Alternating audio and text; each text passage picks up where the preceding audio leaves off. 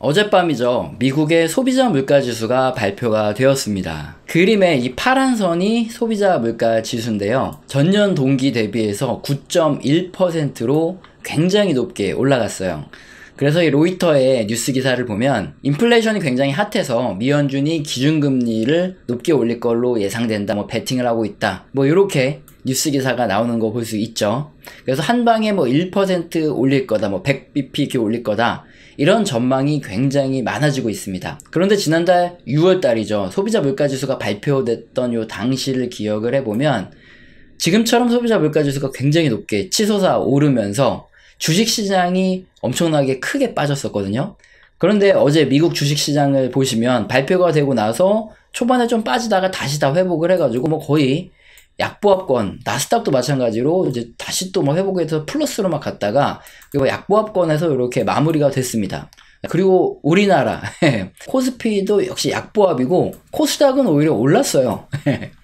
그리고 외국인 매수세가 굉장히 많이 들어왔다. 이게 특징적인 부분인데 좀 의아하신 분도 계실 거예요. 소비자 물가 지수가 이렇게 높게 전년 대비 9.1%로 어마어마하게 높게 발표됐다. 그러면 인플레이션이 굉장히 심하기 때문에 경제도 나빠질 수 있고 기업도 나빠질 수 있고 무엇보다 주식시장이 굉장히 중요한 미연준도 기준금리를 한 방에 정말 100bp 정말 1%씩 인상할 가능성도 커지고 있는데 이게 주식시장에 엄청나게 큰 악재일 텐데 왜 이렇게 많이 안 빠지고 오히려 코스닥은 오르기까지 할까? 주식시장의 흐름은 진짜 알다가도 모르겠다. 이런 생각이 드실 수도 있는데 이런 악재에도 불구하고 주식시장이 크게 하락하지 않은 이유는 대체 뭘까요? 선반영돼서 아니면 더 다른 큰 호재가 있어서 답은 이 소비자 물가지수가 발표되기 전에 말씀드렸던 어제 영상이죠. 여기서 잠시 설명드린 에너지 및 식품 가격 때문입니다. 그림은 국제유가인데요. 7월에 발표된 소비자 물가지수는 6월 한 달간의 자료를 집계한 경제지표죠. 그림을 보면 평균적으로 이 5월보다 이 6월 한 달간의 국제유가가 조금 더 높습니다. 그래서 어떻게 보면 당연히 이번 달에 발표된 소비자 물가지수는 지난달 6월 발표된 소비자 물가지수보다 좀 더 높게 올라갈 거다. 이런 예상을 투자자들 대부분이 하고 있었다는 거죠. 그리고 여기서 항상 투자라는 건 지나간 과거보다 앞으로 미래가 더 중요한데요. 8월이죠. 이때 발표된 소비자 물가지수는 7월 한 달간의 가격을 조사해서 소비자 물가지수가 발표가 된다는 거죠. 그러면 국제유가 보시면은 이번 달이 7월 시작해서 계속 떨어지고 있는 이런 움직임이 나오고 있습니다.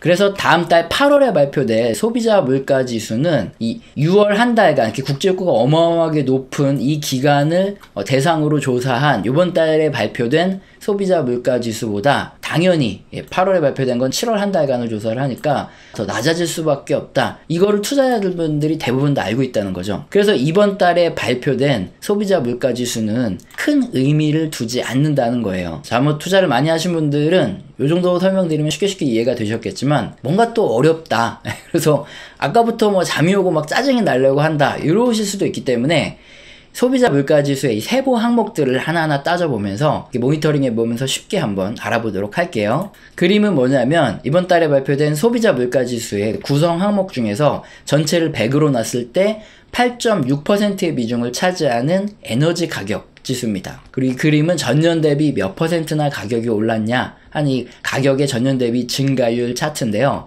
차트의 맨 오른쪽이죠. 지금인데 상승률이 어마어마하죠. 41.6%나 전년 대비 증가를 했어요. 그리고 전체 소비자 물가 항목 중에서 8.6%나 차지하기 때문에 당연히 이번에 소비자 물가를 끌어올리는데 에너지 가격, 특히 국제유가가 가장 큰 역할을 했구나. 이거를 바로 알 수 있고요. 자, 다음은 소비자 물가 지수 항목 중에 13.4% 굉장히 높은 비중을 차지하는 식품 이 가격이고요. 이 지표도 전년 대비 얼마나 증가했냐 이걸 알 수 있는 증가율입니다. 그림의 맨 오른쪽 보시면은 10.4% 전년 대비 증가를 했어요. 비중 자체도 13.4% 굉장히 높은데 여기에서 이 수치 자체가 10%나 높게 올라간 게 나왔기 때문에 역시 식품 또한 이번 소비자 물가 지수를 끌어올리는 엄청나게 큰 역할을 했던 이 공신 중에 하나구나. 이걸 알 수 있죠. 자, 그렇다면 이제 앞으로의 미래죠. 다음 부분이 더 중요할 텐데 일단 에너지 가격은 아까 설명드린 그대로죠. 계속 떨어져 내리고 있습니다. 네, 그래서 당연히 다음 달에 발표될 거는 확실히 더 떨어진 지표가 나올 거고 식품도 마찬가지예요. 밀 가격만 보셔도 6월 대비해서 7월에 계속 떨어져 내리는 이런 흐름이 나타나고 있고, 옥수수마저 마찬가지로 이렇게 떨어지는 이런 흐름이 나타나고 있습니다.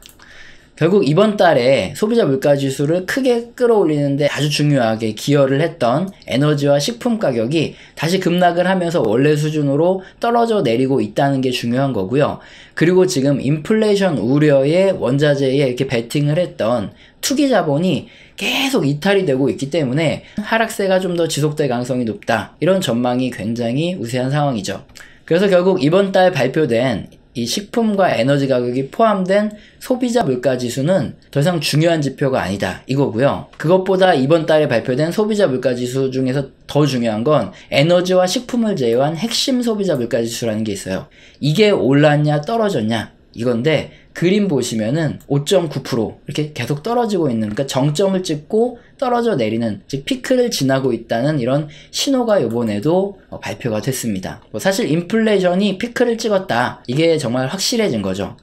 그래서 예상해 볼 수 있는 이 다음 달 8월에 발표될 소비자 물가 지수는 현재 에너지와 식품 가격이 급락 중이기 때문에 여기 영향을 크게 받는 이 헤드라인 푸른색의 소비자 물가 지수도 이렇게 떨어져 내릴 가능성이 굉장히 크고요. 그리고 이 노란색의 핵심 물가 지수에 구성된 항목 중에서도 에너지와 식품 가격에 연동하는 항목들이 꽤 많아요. 그렇기 때문에 역시나 다음 달 발표에서도 더 떨어져 내릴 가능성이 큽니다. 그래서 다음 달 8월이면 인플레이션이 확실히 피크를 찍고 이게 정점을 지나서 이게 떨어져 내리는구나, 이런 인식이 굉장히 강해질 수밖에 없다 이거죠. 그렇기 때문에 미국 주식시장도 이렇게 보합선에서 마무리가 됐고, 우리나라 주식시장도 큰 흐름의 변동 없이 보합선에서 마무리가 됐다, 이렇게 볼 수 있는 거죠. 투자에 적용을 해보면 지금처럼 투기 자본이 이탈되면서 에너지와 식품 가격이 이렇게 계속 떨어지는 이런 흐름이 나타난다면 정말 하반기에는 인플레이션이 꽤 크게 떨어져 내릴 가능성이 점점 높아지는 이런 상황이고요. 하반기 인플레이션이 잡힐 수도 있다는 거죠. 그렇게 되면 미연준도 기준금리 인상 속도를 조절할 수밖에 없겠죠. 지금처럼 이렇게 과하게 빠르게 올리지 않아도 되는 겁니다. 그럼 우리의 바람대로 하반기에는 이렇게 소비자 물가지수부터 핵심 소비자 물가지수죠, 이렇게 인플레이션 지표들이 이렇게 떨어져 내리면서 주식이 반등할 가능성도 커지는 겁니다. 굉장히 희망적인 소식이죠. 어쨌든 지금 중요한 건 전일 발표된 소비자 물가지수 급등에도 불구하고 이미 투자자들은 더 이상 예측이 가능한 악재성 재료에는 더 이상 크게 반응하지 않는다는 게 중요합니다. 왜냐하면 그동안 주식시장의 분위기는 악재에 엄청나게 민감하게 반응해서 떨어지고 호재에는 둔감하게 반응하면서 거의 잘 오르지 않는 이런 분위기였다. 그러면 지금은 악재성 재료에도 점점 둔감해져가는 이런 분위기로 변화하고 있다는 거죠. 주식시장에서 중장기적인 흐름은 이 실물 경제가 회복하고 호황의 구간에 가면서 기업들의 실적이 전반적으로 좋아지기 때문에 그 과정에서 중장기적으로 상승하거나 또는 실물 경기가 둔화 및 하강, 이렇게 침체되는 과정에서 주식시장도 중장기적으로 하락하죠.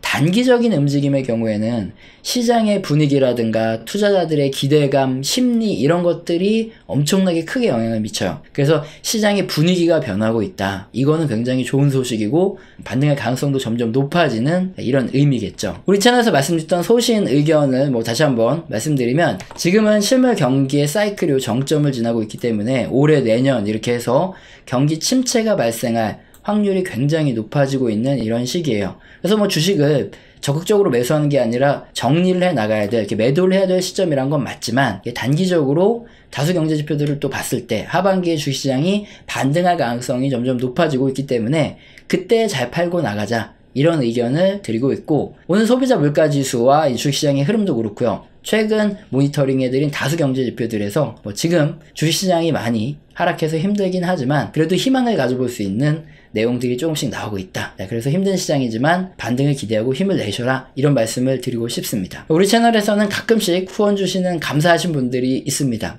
제가 감사하다는 말로 때우지 않죠.